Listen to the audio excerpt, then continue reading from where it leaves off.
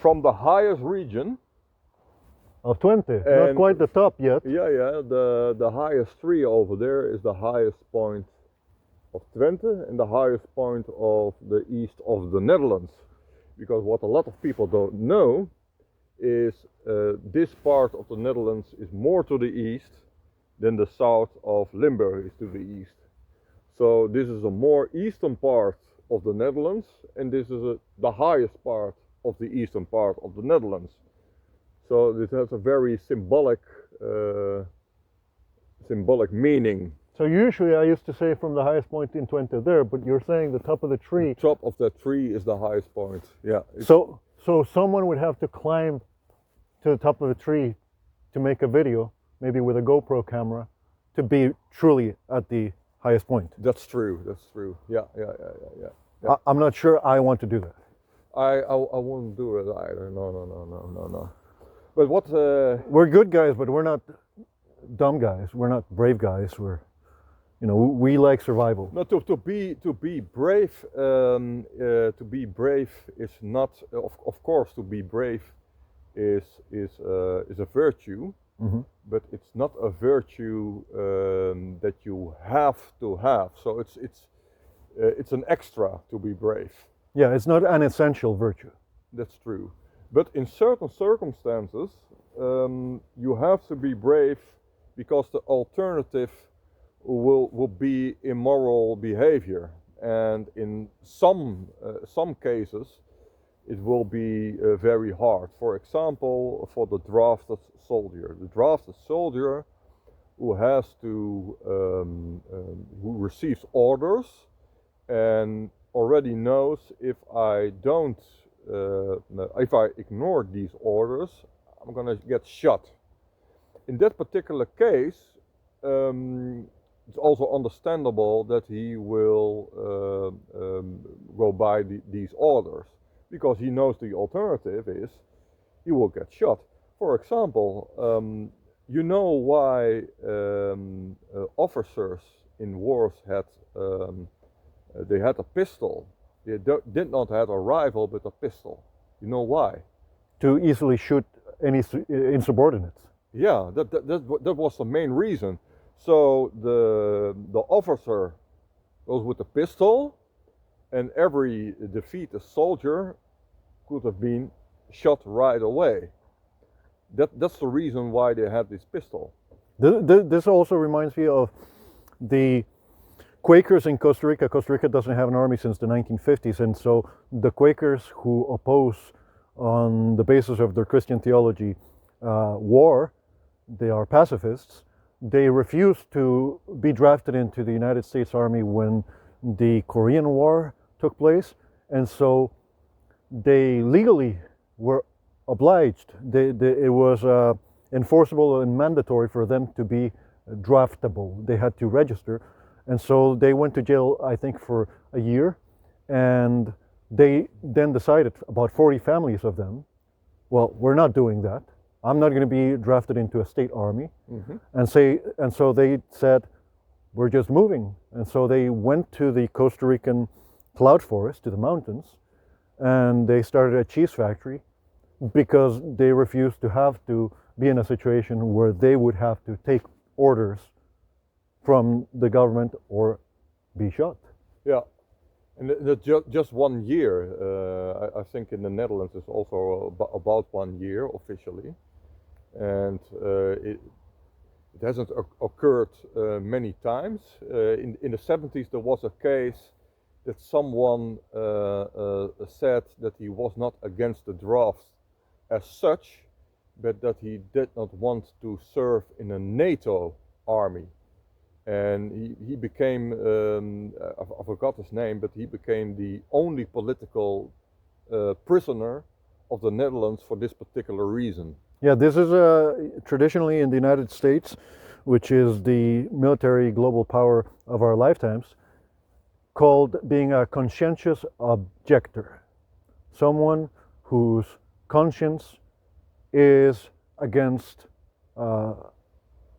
war, or putting themselves in a situation where they would be going out of their way, out of their town, out of their city, to shoot dead someone who is a stranger as not intentionally attacking them, their family, their property, etc. Oh yeah, well, actually, this is another category. You have the category of conscience, of people who are against war, are against fighting, are against shooting, and you have the political ones who disagree with the politics of their country.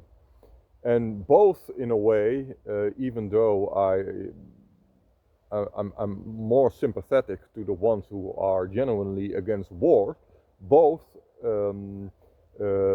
people actually need our support, our moral support for opposing aggression. And of course, there are also defensive wars, but even in a defensive war, you shouldn't force someone to be in the military. Yep. Because a defensive war doesn't change anything about what force is, and the draft still is force if some other country attacks your country. Because in this particular case, it is true that defending your country is justified, but it is not justified to draft someone. Yeah, I agree and I disagree with you here. And it's very interesting that you mentioned the precisions of where the highest point and the relative location of the east and west are, because a lot of times people criticize my attitude and they think that I am just stubborn when I'm actually... First, a disagreement. Well, what regard you disagree? The disagreement is I, as a non-pacifist libertarian, have less sympathy for the conscientious objectors, the ones who are just point blank against all war. Yeah, of course. But in what regard do you disagree? That I am not more sympathetic to those than to the second ones. The second category, I as a libertarian could say, well, I disagree with participating with defensive war to be drafted. Let's talk about the very controversial topic of the mainstream media, the war in the Ukraine. Let's say that I lived in the Western Ukraine and I was a libertarian, as I am, and it was to defend the country. Yeah. And I said, well, I don't live in the East. The attack is not individually against my household, my family, my city, my village, my town here in the West. Why should I, against my consent, because that's very important, the individual consent, just like with taxation or sex. Yeah. It's the difference between rape or sex. Against my individual consent, go fight for this abstraction called the nation in the east of the country. Exactly, and the same person in some cases will be willing to defend his own household, his own family, and even his own village. Yeah, and I have to say, this is actually the model of the Swiss army. People are sometimes unaware of the fact that in Switzerland, they have the fastest to mobilize citizens' army in the world. Yeah, but within 24 hours. Yeah, within 24 hours, Yeah. they are able to dynamite the tunnels and the bridges that access the country. And they have their rifle and uniform at home. Yeah, assault rifle and the ammunition. Yeah. And they said years ago that they had taken off the dynamite in all the bridges and the tunnels to access the country. However, I thought to myself, what is better defensively than having all of the bridges and the tunnels in the country that give access to cities? What is better than that? Well, to say officially to the world, we have taken it off. But there's no like third-party overseer from other countries, because they're not part of NATO or the EU, to go check whether this is actually the case, and then it may be just a surprise bluff. Yeah, and the other thing, it's as a very or as a decentralized country with people who are from the canton or from the village. All those people know the area where they're operating very well, and that's another advantage. The other advantage is that they have mountains. Yep. And the advantage to have mountains is that it is very hard to take with tanks. Yes. And So- and even with even in the current setting of drone warfare, it has this attitude of, well, I know who I am protecting, my family, my property, and my canton, which is very regional, very local, and is not detached from the natural intuitions that align with self-defense. This is the reason why, and you interrupted me, I was saying about the point, the highest point, and knowing where things are located, both in space, physically, time space, but also in the ideal realm. Meaning, a lot of times people call me stubborn where I'm just exercising conviction, because I understand that strategically, a lot of the adversarial situations that we encounter in life, where someone is either an obstacle, an opponent, or a tool or an ally, in those situations, you have to have very clear categories. It's not just pacifism, it's not just patriotism, it's also the idea of what is the goal here. The Dutch have a saying, wat is de bedoeling? What is the purpose of this? And the natural purpose of militias, armies, citizens' armies is self-defense. Defense of your property, defense of your body, defense of the bodies of those who cannot defend themselves, like your wife, your children, the grandma, grandpa. But the fact of the matter is that this is categorically different from, the idea of the nation. yeah, someone there in the west of the country can force you in the east of the country to go fight against some perceived invader who has not yet come to such a point that it really posits an existential threat to not your government, not the local tax authority, but your lifestyle, your freedom, your family, your culture. And even the idea of the abstract, even the abstract idea of the nation might be erroneous. So the people in power might use this idea that it is one nation to get you drafted and to get you killed for their political interest. Yeah, one of the things that I do is that I have a very long, 4-meter long HDMI cable that I connect to the TV, so that I can open up YouTube with Brave browser, so that I skip all of the annoying YouTube videos that would result if you just cast it from your cell phone via Google Chrome or Chromecast, Google TV.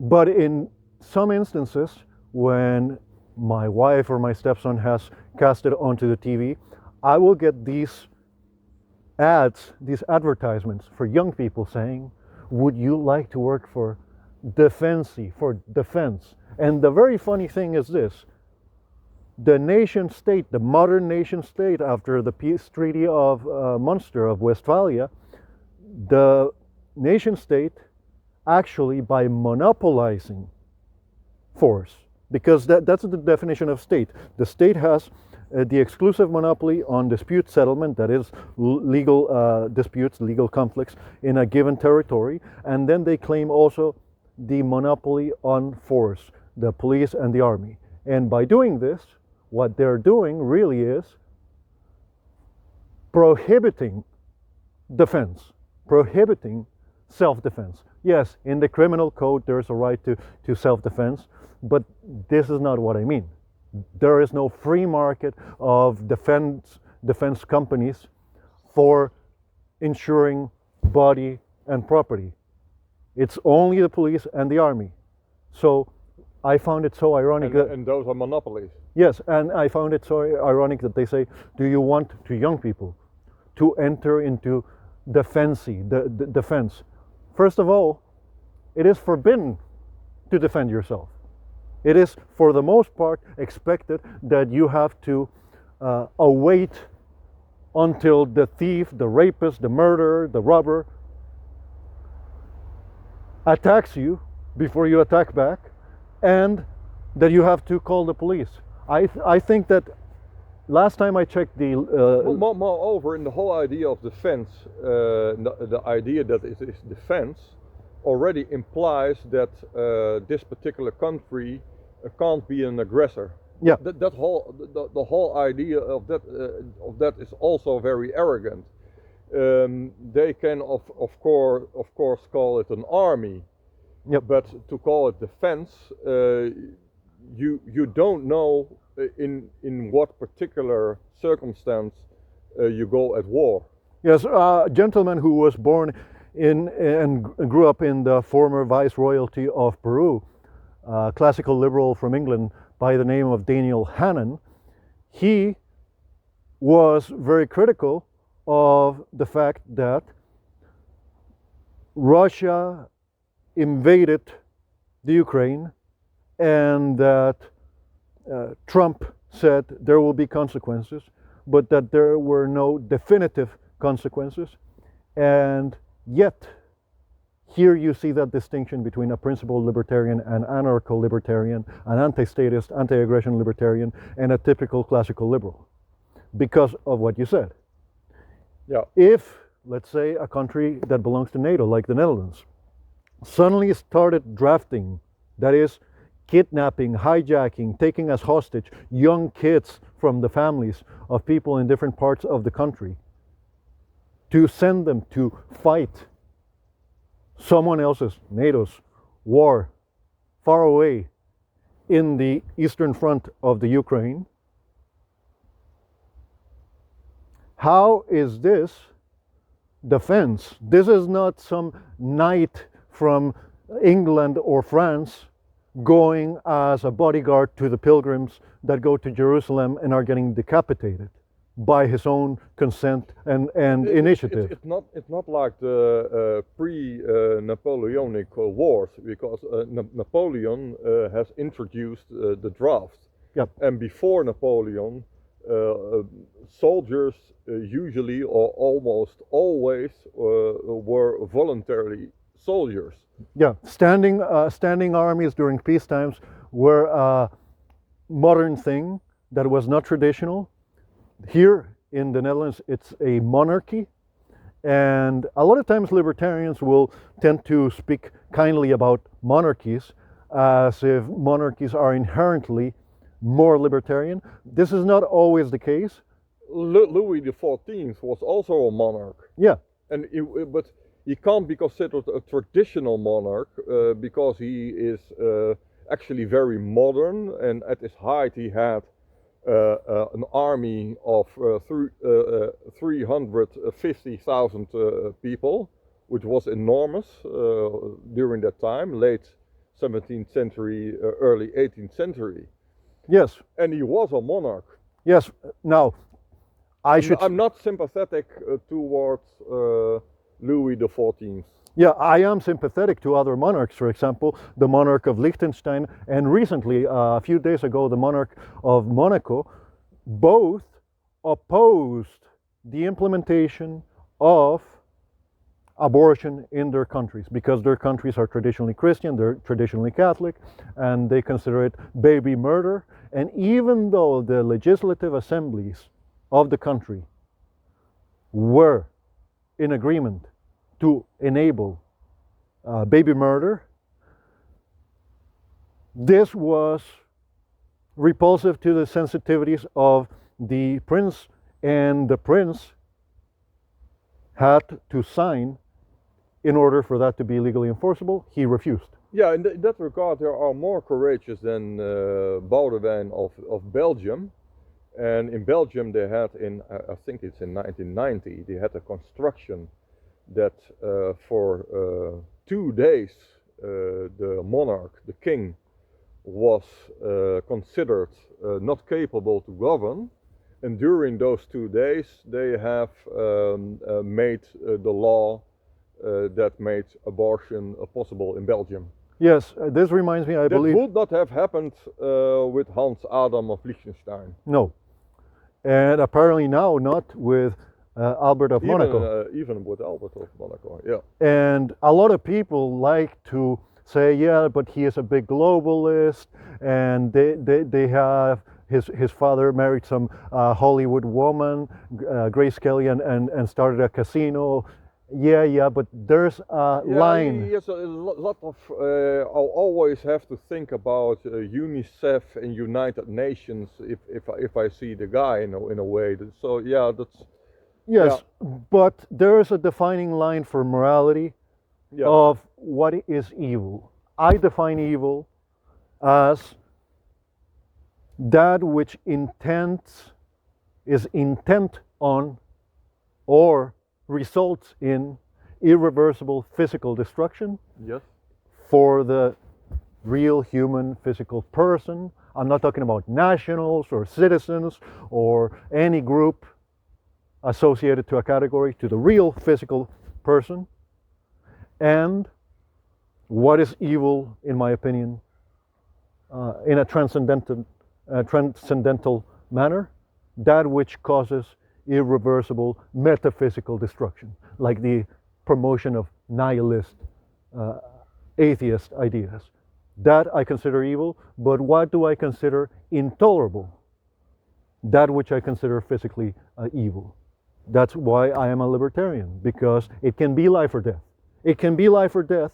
Recently, the government of the Kingdom of the Netherlands sent this this thing saying you should in your household have an emergency package To all households. They sent it to all households. And the interesting thing it was recently on the website of the biggest newspaper, the Telegraaf, biggest newspaper in the Netherlands, that some people have sent this particular folder back to the government with the message, stop your scaremongering, because it was in a way out of scaremongering. Well, when I opened it, the thing that caught my eye was that as soon as you open it on the second page, I believe, you see, of course, the government of the Netherlands wants to prevent war.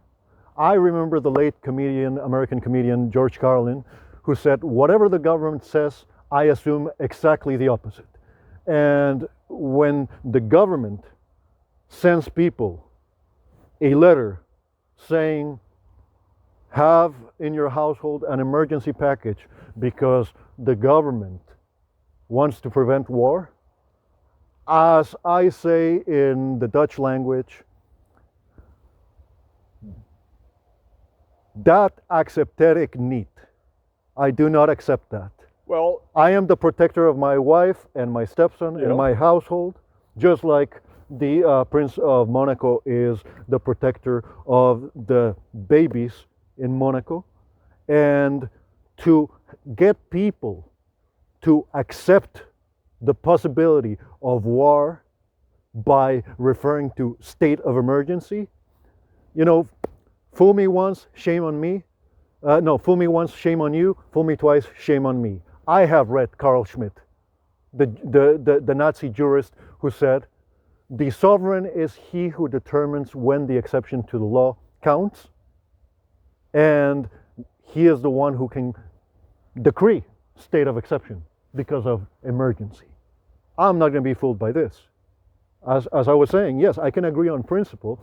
If Russia invades the Ukraine, Russia is the aggressor. It does not matter if from Kiev to the east, they used to be traditionally Russian people. As far as that goes, I agree with Daniel Hannan. But to the effect that that means that the nations of NATO get to kidnap the children of the population to go send them in the eastern front of the Ukraine, no. That is not the spirit, the classical liberal spirit of the Citizens' Army of the Swiss Confederation, which, by the way, since you mentioned the Napoleonic Wars, what made the Swiss neutral and greatly defensive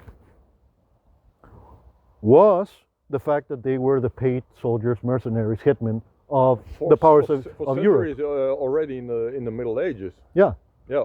And you mentioned mountains. On the less mountainous side of Switzerland, the French side, there are these concrete structures, defensive structures, that are there to prevent tanks from rolling in. Yeah.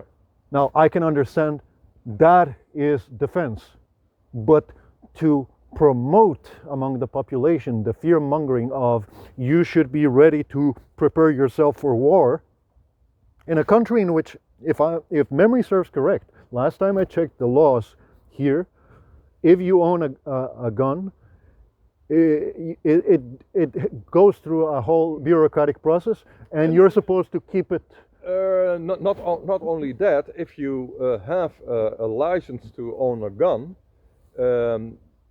you have separated safes for your ammunition and for your gun, which means that in a case of emergency you need it, you can't. So you can't have your gun to defend yourself, because you have to open one safe, then open the other safe, then take your ammunition, then take your gun, then load your gun. And in that particular case, the armed robber to your house already has plundered you.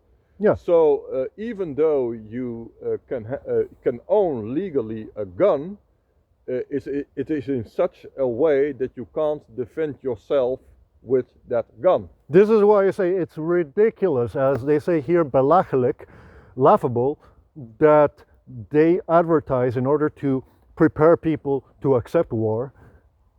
But you can't even defend yourself. Yeah, you cannot, even Forrest Gump would not be able to load a gun that quickly, but they advertise themselves as defense. Yeah. When it's forbidden to defend yourself. You may die for an abstraction called the European Union. NATO, the flag, the nation. But you are not allowed to defend your household and your loved ones. Yes. And you're not allowed to defend yourself, your loved ones, your household, your property, your body.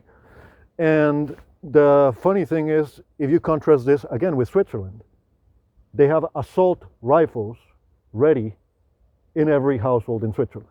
Yeah. And of course, Switzerland knows the draft as well. Yep. That's true. But with a clear difference that it's less abstract.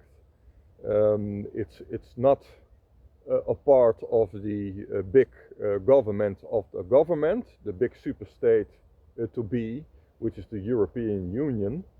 And the European Union does not represent Europe, does not represent the way of life of the Europeans, but represents a very small group of corrupt bureaucrats. Not only that, I have to say that Javier Milei, the president of Argentina, he got a lot of criticism for his support of Israel after the attack from Hamas.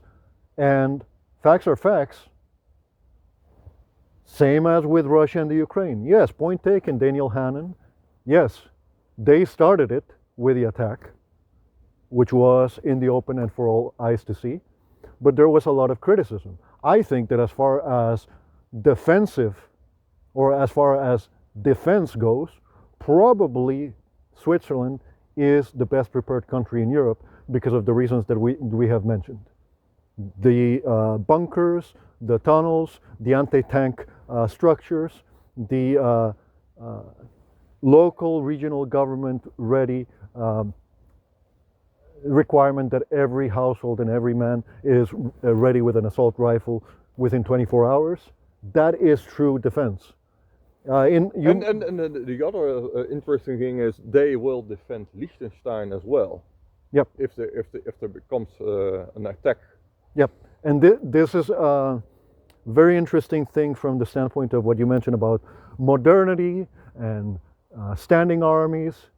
The Geneva Convention, the Convention on the proper rules of war, which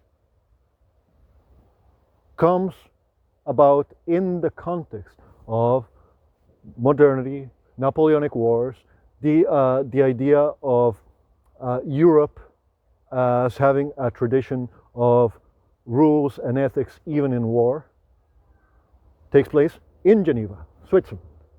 Now, a lot of people have criticized me for saying that it doesn't matter who's stronger or who's weaker. If I attack Conor McGregor, even though he's stronger, he is the victim. And if I don't stop, he can use all means necessary to stop me. Yeah. Now, of course, one of the things that I'm reminded of, since you mentioned dying for an idea, a concept, an abstraction, the nation, the flag, the country. I have to elaborate a bit on what you just said. Mhm. It is true if you attack Conor McGregor and he defends himself, that it's okay if he beats you or if he stops the attack. But a lot of people tend to sympathize with the weaker person, and Yeah. that's actually morally wrong. Yeah. It's morally wrong to sympathize with a weaker aggressor. The weaker aggressor is the one who is morally wrong. So if you side with that person, you side with the morally wrong, and it doesn't matter if the aggressor is weaker. This is the reason why we do this, because you have to have a clarity in your mind, because in situations of emergency that may be life or death, you have to have clarity of what it is that you're enabling or disabling. You have to disable evil, you have to enable and preserve goodness. That's why we're good guys. But you mentioned the standing armies during peacetime of the post-Napoleonic context of Europe, the modern context. And this is the thing, you have in the Western world. Yeah, well, it's a very big tragic. Actually, the decline of European civilization is marked by this tragedy of standing armies and drafts, because the horrible war, the First World War, that preceded the even more horrible Second World War, was because of this. Yes, and public schooling.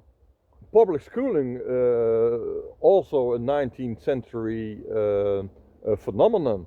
Yeah. And with public schooling, of course, you are able to indoctrinate the children and to make them think that they are part of a nation, of this abstract idea of a nation, and that makes it also more easy. Yes, and I have to say that you mentioned that because Otto von Bismarck is actually one of the most evil politicians of the last 200 years. And also film, TV. Remember Leni Riefenstahl? Film, TV, now radio, film, and TV are also used by the government for their propaganda. Yes. And it is tragic because in the modern times, especially after the Industrial Revolution, especially after the Napoleonic Wars, you see nationalism, socialism, liberalism, and traditionalism. And of these, the only one that has its feet on the ground and is realistic and respectful to the dignity of the physical nature of the human condition, that you can be destroyed, blown into pieces, stabbed, shot, killed, murdered, is the offspring of liberalism called libertarianism, that reduces acceptable, tolerable, ethical human action to not attacking the body or property of others, not threatening to do so, to get them to submit to your will, because we are physical beings. It can be life or death. You can be murdered. So do not do unto others what you don't want done unto you. Only use force in self-defense. Nationalism, well, we already saw what that did to Europe in the 20th century. There are many people right now who say, yes, the European Union and NATO do not represent the white race. Yeah, well, I'm not going to go join or be drafted by an army to defend that. Thank you very much. I'll defend my family. I'll defend my wife, my household, my stepson. Then there are the traditionalists. The European Union does not represent Christendom. Yeah, that's all fine and good, but charity starts at home. And sometimes it also ends at home. I am not about to go join a private militia to go, fight the Boko Haram in Nigeria. And then you have socialism. Well, do I really need to talk about that? Socialism is complete collectivism. Socialism is the legal positivism of if it came out of the Houses of Parliament, then you must obey or we will impose it on you by force. It's in the book, you obey or we impose. Thank goodness that the Prince of Monaco said, I'm not signing for baby murder in my principality. Otherwise, I think it was Voltaire who said, the moment that they want to determine by democratic majority whether 2 + 2 makes 4, we're in deep trouble. Yeah. From the almost, highest point of Twente. We are good guys. Subscribe. Like, share with family, friends, enemies, your boss. Get fired over this. And remember, if you do not hit the notification bell and select all, you're not gonna see our videos show up. Till next time. Thank you.